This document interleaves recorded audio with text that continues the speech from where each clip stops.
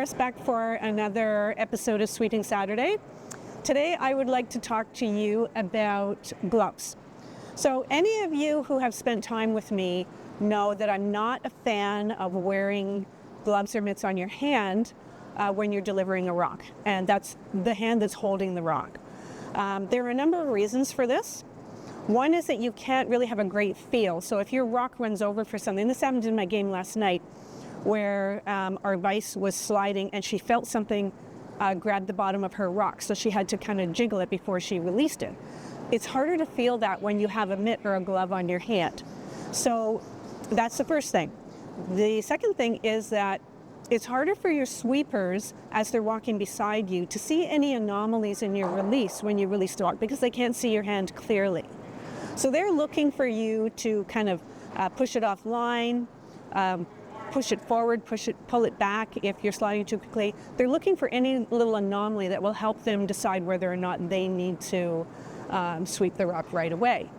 So I've just gone through our Lost and Found, and I found several gloves and mitts that people wear when they're curling.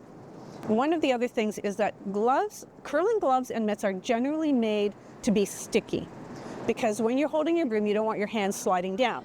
So a lot of these are leather on the palm so that your hands don't slide down your broom. That's the whole point of them. These ones are not. This one is, this one isn't. So when you're releasing the rock, because these are made to be sticky, if one of your fingers, usually the pinky finger, grabs onto the handle or pushes the handle, the rock can go offline when you're releasing it. So you have to have a really super clean release when you're using a glove on your hand. It's not a good feel, and again, your sweepers can't see what's going on with your release. The other thing is that the skip at the other end is also watching your release to see any anomalies so they can call the line. If you're wearing a glove or a mitt on your hand, it's very hard for them to see your release from the other end. And the last thing is when you are releasing the rock. So I have a rock here and I'm at the hog line. I just want to show you what I mean.